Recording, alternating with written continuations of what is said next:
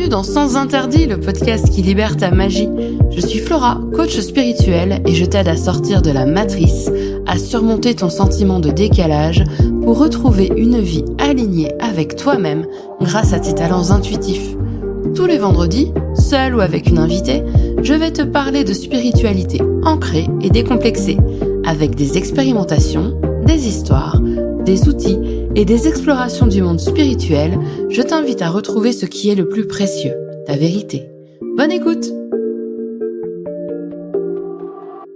Bienvenue dans Sans Interdit, le podcast qui révèle ta magie. Je suis Flora, ton hôtesse, et je suis ravie de te retrouver aujourd'hui pour ce nouvel épisode.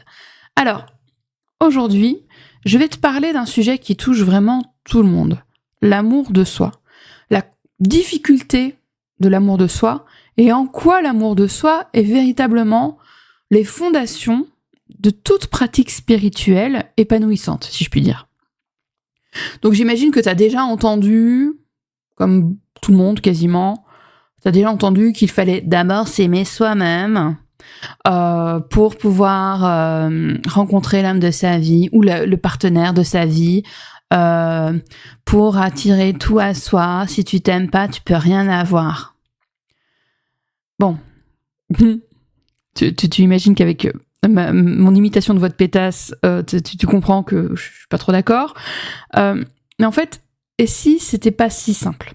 Et si en fait, déjà c'était pas si simple de s'aimer soi, et que tout ce qu'on raconte autour de l'amour de soi, ça tombait pas tellement de source. Donc, dans cet épisode, je vais explorer avec toi pourquoi l'amour de soi c'est important, mais pas la condition absolue à tout.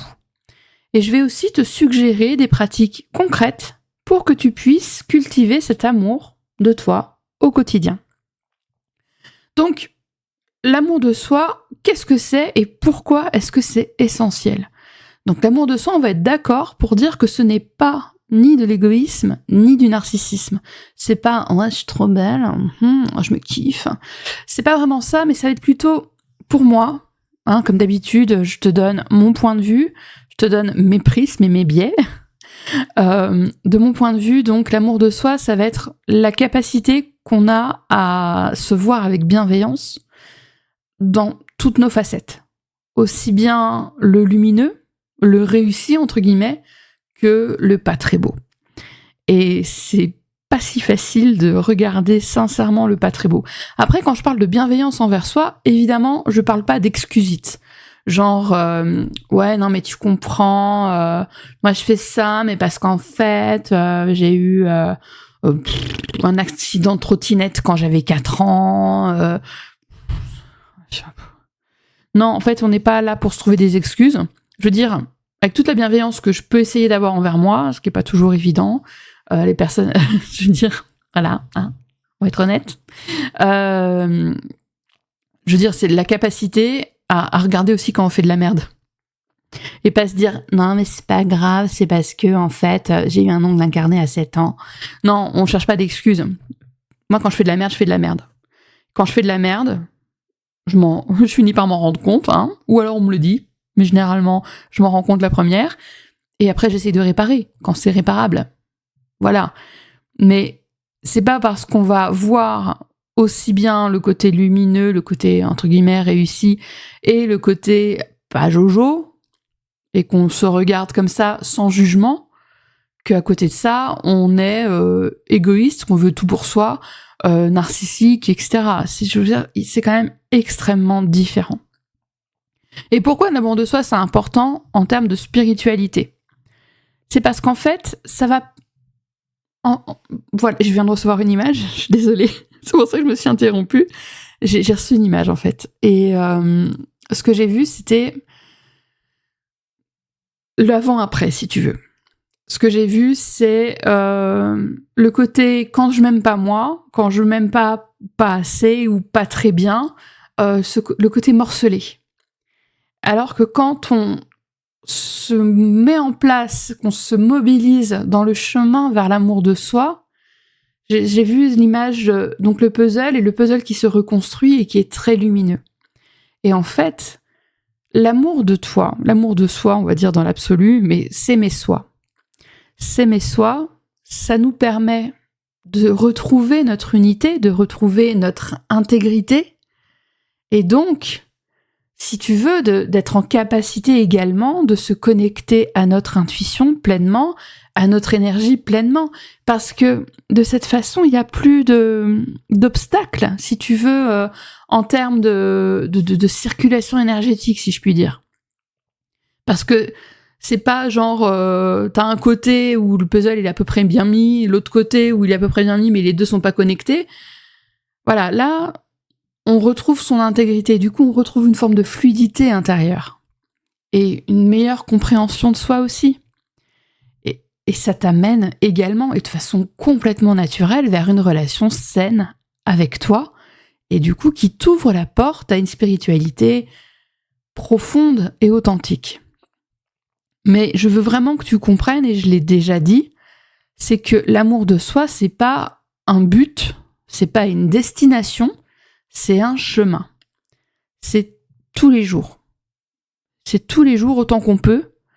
C'est tous les jours à la hauteur de ce qu'on est capable de faire. Mais c'est tous les jours jusqu'à la fin de nos jours, quoi. Donc, comme je viens de te le dire, l'amour de soi, c'est un chemin. Et c'est pas un objectif. Et moi, il y a un truc qu'on m'a beaucoup dit, que j'ai aussi beaucoup entendu. Alors, je l'ai beaucoup entendu dans un certain contexte et on me l'a dit dans un autre. Attention, spiritualité toxique, warning. Donc, ce que j'ai souvent entendu, c'était que il fallait s'aimer soi pour pouvoir rencontrer son partenaire de sa vie, l'amour de sa vie, gna gna gna. Obtenir tout ce qu'on veut. Si tu t'aimes pas toi, tu vibres pas haut. Du coup, la loi de l'attraction, ça marche pas. Si tu t'aimes pas toi, tu réussis rien dans ta vie. Bon, avec des si, on refait le monde, hein, comme on dit. Non, mais c'est pas une case. C'est pas une case à cocher. Genre, t'as tout doux. T'as tout doux de la journée. Aujourd'hui, je m'aime. Je vais faire mes courses et je me brosse les dents. Enfin, non, c'est pas une tout doux en fait.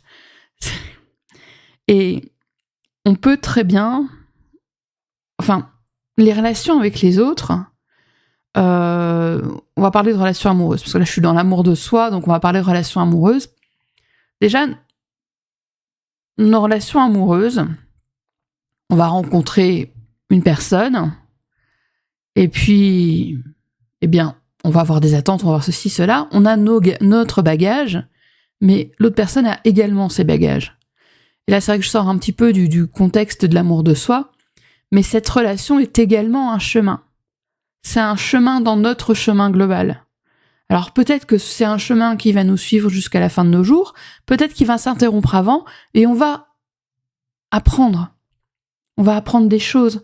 On va apprendre des choses sur nous, on va apprendre des choses sur l'autre, on va apprendre à poser certaines limites, on va apprendre ce qu'on aime, ce qu'on n'aime pas, ce qu'on ne veut plus. Enfin, je veux dire, là, oui, très clairement, je parle, par exemple, de mon mariage, où j'étais en couple pendant 17 ans, et j'ai appris beaucoup. J'ai appris beaucoup, et j'ai surtout appris à poser mes limites, mais en étant sortie de ce guêpier, si je puis dire. Mais si jamais, dans ta tête, tu te dis « Ouais, mais si je rencontre pas quelqu'un avec lequel je peux m'épanouir, c'est parce que je m'aime pas assez. » Meuf, lâche-toi la grappe. Honnêtement, lâche-toi la grappe.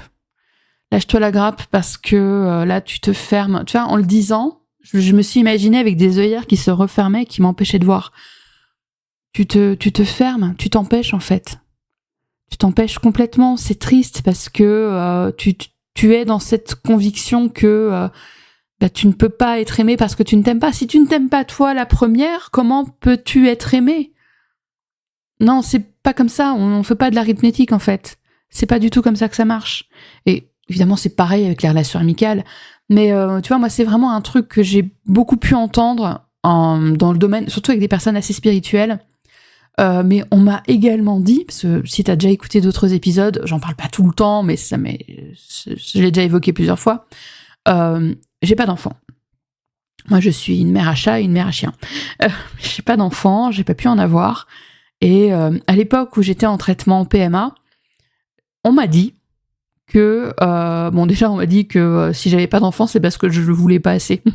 Excuse-moi meuf, je me fais piquer tous les jours. Je suis une poule aux hormones, je le veux pas assez, t'es gentille, mais ferme bien ta bouche.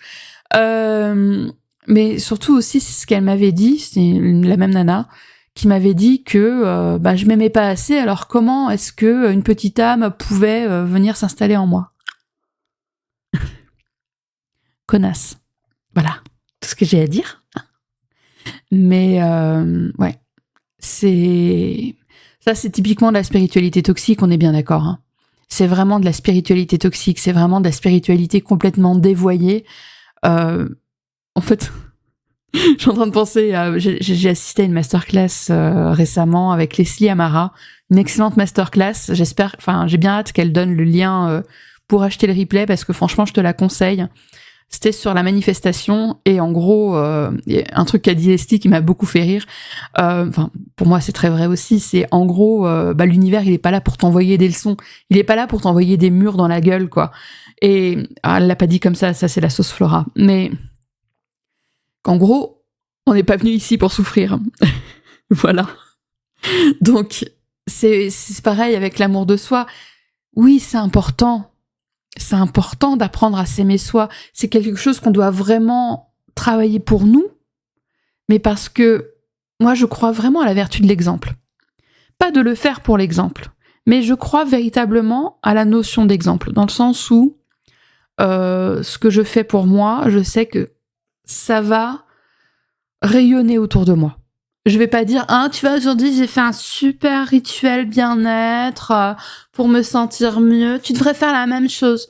Non, mais les choses que je vais mettre en place pour moi, pour me sentir mieux, pour apprendre à m'aimer, pour m'épanouir, les choses que je vais faire pour moi vont avoir un impact clairement sur mon énergie, sur ma façon de communiquer avec les autres, ma façon d'entrer en relation, ma façon d'amener, d'amener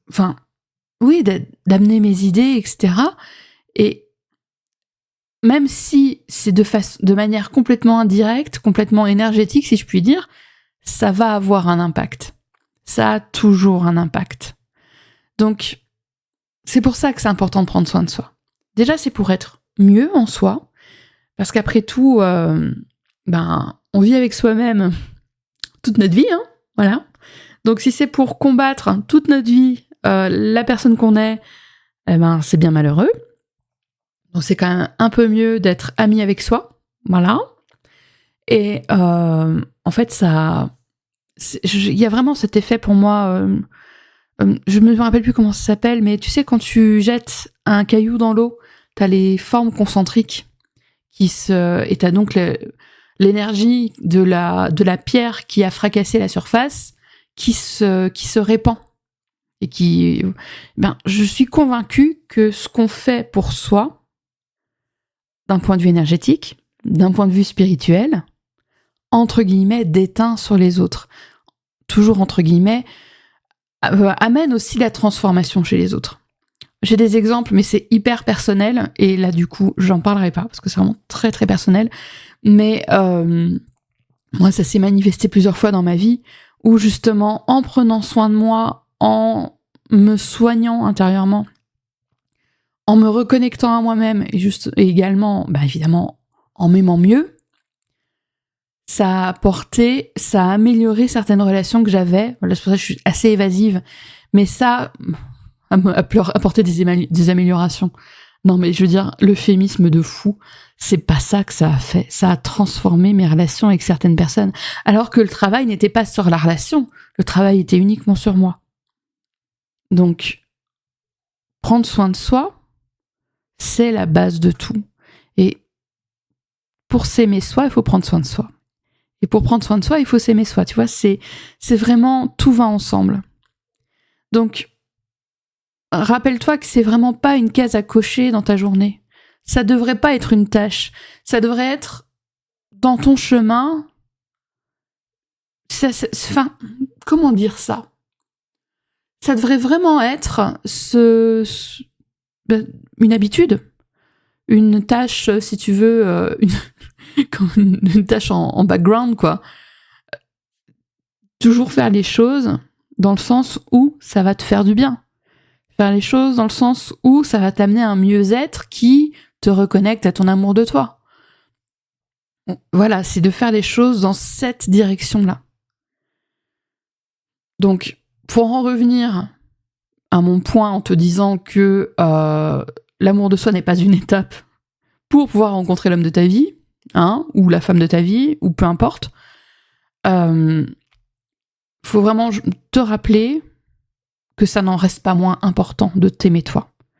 Mais c'est pas du jour au lendemain. Moi, je suis quelqu'un qui a été très longtemps dans la dans la détestation de soi, vraiment très très longtemps. J'ai été construite comme ça, j'ai été élevée comme ça, à pas m'aimer. Et à me trouver jamais assez, etc. Enfin bref, je suis pas là pour faire une auto-analyse, mais j'ai vraiment été très très longtemps dans la détestation de moi. Je me parle mal. Ça, c'est vraiment un truc que j'ai beaucoup de mal à déconstruire, je me parle très mal. Et des fois, ça choque. Des fois, ça choque les personnes autour de moi. Mais en fait, c'est mon discours intérieur, c'est le discours que j'ai entendu, entre autres avec mon ex-mari, qui est devenu mon discours intérieur. Et tu sais, quand tu dis une phrase du genre « Ah putain, je suis trop con », ben, là, ça va, je le joue, mais ça m'arrive de dire ce genre de truc, genre « Putain, je suis teubé », et de sentir à l'intérieur de moi comme quelque chose qui se brise, tu vois, comme une fissure. Et ça craquelle, tu vois. Alors moi j'ai toujours des sensations, c'est toujours très très corporel, donc c'est pour ça que je t'explique par mon corps. Mais tu vois, là j'ai l'image d'une plante dans un pot dont la terre est complètement craquelée parce qu'elle n'a pas eu ce qu'il fallait pour la nourrir, en l'occurrence de l'eau. Mais tu vois, c'est un peu ça, parce que là, tu te dessèches toute seule. Je me dessèche toute seule quand je dis ce genre de choses. Et je suis très violente avec moi, mais parce que le discours extérieur avec lequel j'ai grandi et avec lequel j'ai évolué en tant que femme adulte a été incroyablement violent. Et d'ailleurs, pour faire un petit aparté, la violence verbale, c'est une violence. C'est vraiment une violence. Et c'est quelque chose impérativement à déconstruire. Moi, je le travaille. Je le travaille, pas tous les jours, mais j'essaye de me corriger. J'essaye de me corriger quand je dis de la merde sur moi, quand je m'auto-vanne. C'est, pour finir, par rapport au discours extérieur qui est devenu un discours intérieur. Avec mon ex-mari, j'avais tellement l'habitude de m'en prendre plein la gueule, verbalement, je précise, que je finissais par me vanner moi-même. Mais méchamment. Incroyablement méchamment. Mais parce qu'en fait, c'était moi qui allais le dire, et pas lui, du coup, j'avais l'impression que ça me blessait moins. C'est faux. Tu vois, je t'ai expliqué il y a 2 minutes, je sentais comme un craquellement en moi. Enfin, maintenant que j'y prête attention, quand je dis un truc genre « Oh putain, je suis trop con », que ça m'arrive de sentir comme un truc qui se brise à l'intérieur de moi. Mais là, c'était des trous béants. Et je me vannais pour éviter que lui me vanne. Parce que, au moins, si ça sortait de ma bouche, je savais ce que j'allais dire. Et parfois, il me disait même « Oh putain, t'as été vache avec toi, j'allais te vanner, mais j'allais pas être aussi méchant. » Ben ouais. Donc oui, on peut devenir sa pire ennemie. Ouais, je sais très très bien comment ça fonctionne. Je l'ai très bien vécu dans mon corps, dans mon esprit, partout. C'est pour ça que, pour moi, l'amour de soi, c'est un combat. Alors c'est un combat dans le sens où je veux dire, je veux vraiment te faire réfléchir autour de l'amour de soi, parce que je sais à quel point que lorsqu'on en manque, lorsque c'est pas assez présent en nous, à quel point ça nous fait du mal. Donc c'est très important. C'est vraiment très important de repenser ta relation à toi et de te dire comment est-ce que je peux m'aimer. Pardon. C'est moi aussi, là, je me fais des blagues toute seule en me faisant bafouiller. Donc, comment est-ce que je peux mieux m'aimer aujourd'hui ? Et par exemple, ben moi, tu vois, ça va être de faire attention à mon discours intérieur. De faire attention à mes réflexions instinctives, du genre « putain, je suis trop con ». Et de me corriger si jamais ça sort quand même. Tu vois ? et de me dire non, c'est inexact, je suis pas con, c'est pas ça, c'est juste que j'ai pas réfléchi là. J'ai fait un truc, j'ai pas réfléchi, ça arrive, je suis fatiguée, allez, on corrige. Voilà. J'essaye de corriger aussi vite que possible. Des fois, je fais même de l'EFT pour déprogrammer des choses que j'ai pu me dire qui sont vraiment méchantes. Mais ouais, encore une fois, quand je te dis que ça arrive que je choque les gens autour de moi quand ils entendent comment je me parle, parce que le pire, c'est que je suis pas du tout comme ça avec les gens. Je parle bien aux gens. C'est juste qu'avec moi, voilà, quoi, je suis sans filtre. Donc c'est pas évident. Mais bref, pour en revenir à l'amour de soi, c'est du coup, tu es la seule responsable de ce chemin. Tu es la seule responsable de, entre guillemets, ce travail, mais j'ai envie de dire plutôt de cette mission. C'est une mission. C'est une mission pour toi, de toi à toi, de prendre soin de toi. Et tu vas me dire, mais ok, comment est-ce que je peux nourrir l'amour de moi ? Ah oui, écoute, déjà, tu peux faire du journaling. Alors, je sais que je parle énormément de journaling. Je t'avoue que moi, je m'y suis mise. Et c'est vrai que c'est pas mal. Du journaling pour refléter. Alors moi, j'aime beaucoup le faire avec le tarot. Je me suis mise au tarot journaling au mois de janvier et même si je suis pas assidue tous les jours, j'essaye de suivre une règle que j'ai entendue dans une vidéo YouTube, c'est pas plus de 3 jours sans rien écrire. Et même si c'est seulement quelques lignes, même si je ne tire qu'une carte, même si c'est pas beaucoup, pas plus de 3 jours sans écrire. Et tu vois, soit je vais poser une question au tarot, soit je vais demander à mes guides de me transmettre un message. Mais tu peux par exemple prendre un tarot, un oracle, ce que tu veux, et demander à tes guides, à l'univers, à ton âme, comme tu le souhaites et comme c'est le plus pertinent pour toi, le moins confrontant d'un point de vue intellectuel. Tu vas t'adresser, entre guillemets, à plus haut que toi, ou tout simplement à l'oracle, et lui poser une question comme qu'est-ce que je peux faire pour mieux m'aimer ? Quelle première action est-ce que je peux mettre en place pour mieux m'aimer ? Tu vois, tu peux poser ce genre de questions, tu peux essayer de mettre en place cette forme de rituel, de te dire, ok, comment est-ce que... Après, t'as tellement d'oracles et tellement de possibilités. Moi, j'en ai un que j'aime beaucoup, qui est de Mario Duguay. Je l'ai acheté il y a au moins une dizaine d'années, donc je ne sais pas s'il se trouve encore. Ça doit être énergie de guérison, un truc comme ça. Et cet oracle-là, en fait, chaque carte comporte un message de guérison. Et donc, c'est tout à fait adapté pour poser le genre de questions de type quelle action est-ce que je peux mettre en place pour guérir ma relation à moi-même ? Quelle action est-ce que je peux mettre en place pour m'aimer mieux ? Et là, tu tires une carte de guérison. Alors, tu en as plusieurs des oracles qui sont autour de la guérison, hein, mais c'est vrai que celui-ci est très chouette parce que déjà, les illustrations sont incroyables, mais en plus de ça, tu as l'intégralité du message sur la carte. Donc, tu n'as pas besoin d'aller farfouiller dans le livret, tout ça. C'est vraiment très, très puissant. C'est un très, très bel oracle. Je sais pas s'il se trouve encore, faudrait que je regarde. C'est donc un oracle de Mario Duguay. Je vais tâcher de penser à chercher la référence pour te la mettre dans la description. Si j'oublie, tu n'hésites pas à me contacter sur mes réseaux sociaux et à me demander. Parce que très souvent, tu sais, j'enregistre et après je zappe au fur et à mesure. Donc voilà. Mais tu peux faire du journaling, aider ou non d'un oracle. Tu peux également faire une méditation autour de ton cœur. Alors, comment est-ce que moi je fais ? Alors, il y a un truc que j'adore faire. C'était pas prévu que j'en parle. Je m'en fous, de toute façon, c'est mon podcast, je fais ce que je veux. Il y a quelque chose que je fais pour me remettre en joie quand je me sens pas très bien.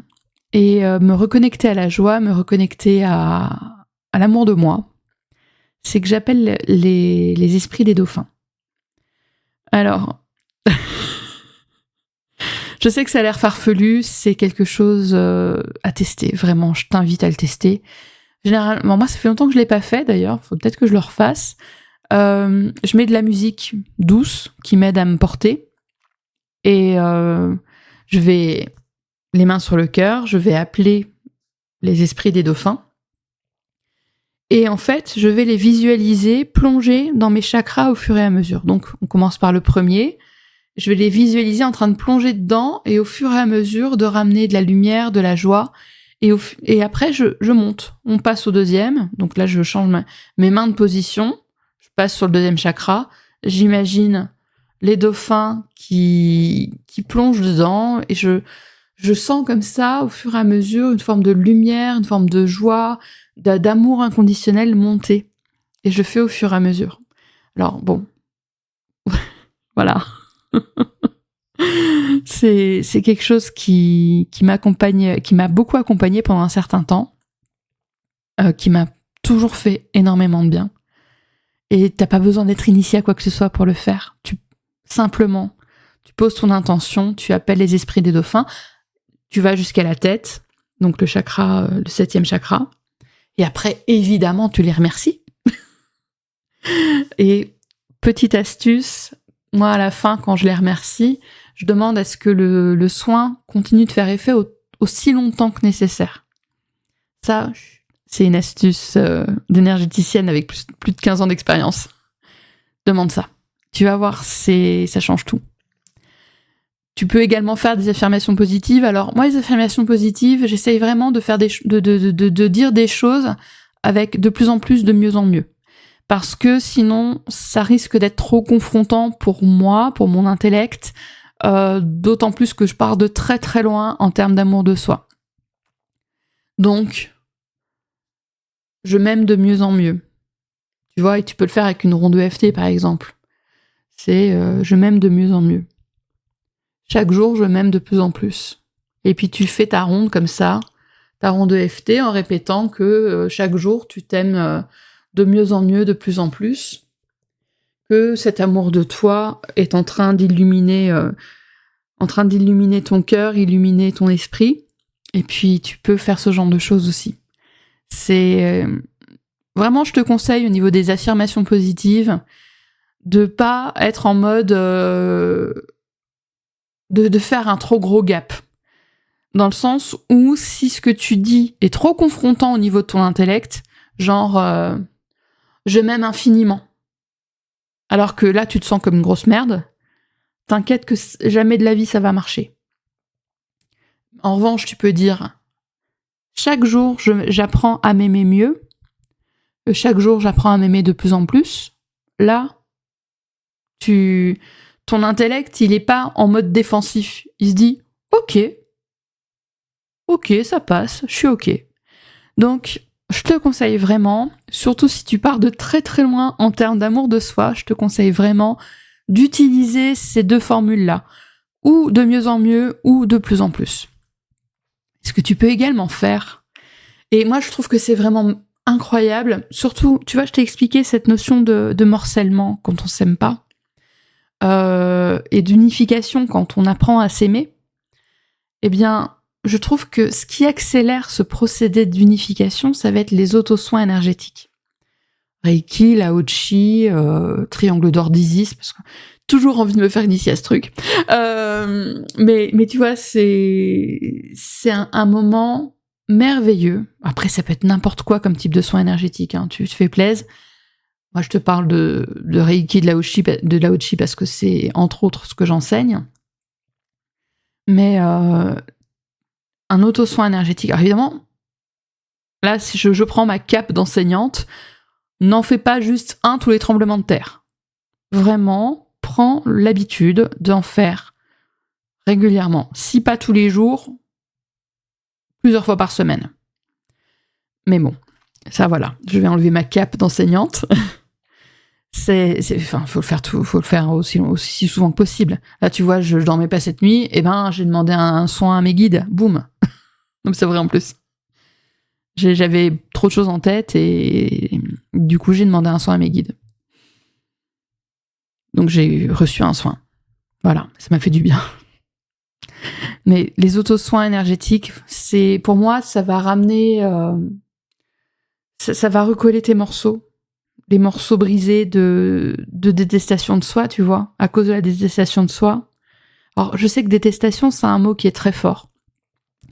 Mais ça va ramener les morceaux brisés, ça va les recoller, ça va créer cette forme de lumière en toi qui amène vers ce cercle vertueux de l'amour de soi. Donc c'est pour ça que de mon point de vue, c'est important. Donc voilà, l'amour de soi, c'est... S'il y a vraiment quelque chose que tu dois retenir, c'est que c'est un chemin. C'est pas une destination, que c'est pas facile pour tout le monde, que c'est pas parce que, par exemple, je vais prendre mon exemple, que t'es channel, médium, cartomancienne, aguerrie, vraiment, enseignante en énergétique, que t'es la personne qui s'aime le plus sur Terre. Voilà, parce qu'on a chacun nos bagages et chacun notre histoire. Et que du coup, des fois, on a une histoire qui fait que c'est pas évident, que c'est pas évident de s'aimer soi. Mais on apprend à faire de mieux en mieux. Voilà. On fait de notre mieux, en fait. C'est aussi simple que ça. Mais pense à t'aimer plus. Pense à t'aimer mieux. Dis-toi que c'est pas insurmontable, que ça peut être des petites choses que tu fais jour après jour pour ton mieux-être. C'est vraiment pour ton mieux-être. Et en t'aimant mieux, tu sais quoi, ça a aussi un side effect par rapport à la santé mentale, un truc de fou. Donc, c'est très important, surtout de nos jours. Prends soin de toi. Voilà. Donc, je vais m'arrêter là. Essaye, après avoir écouté cet épisode, j'espère en fait plutôt que ça va te donner envie de prendre un moment pour toi, de prendre un moment pour refléter autour de cette notion d'amour de soi, de qu'est-ce que je pourrais mieux faire pour m'aimer mieux, pour rayonner mieux. Voilà. N'hésite pas à partager cet épisode s'il t'a plu. Tag-moi avec mon compte Instagram Flora_guidance_. Tu trouves mon compte en description de l'épisode. N'hésite pas à partager ça auprès de tes amis.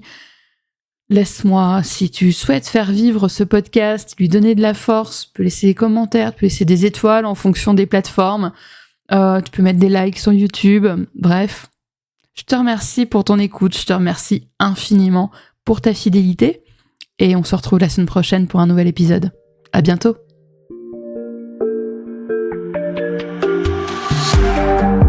Merci pour ton écoute. J'espère que cet épisode t'a plu. Je t'invite à le partager avec une personne qui peut en avoir besoin et à me laisser un commentaire. Tu peux me retrouver en dehors du podcast pour échanger avec moi sur mon site, sur Instagram ou encore par email. Les infos sont en description de l'épisode. On se retrouve la semaine prochaine pour un nouvel épisode de Sens Interdits. À très vite!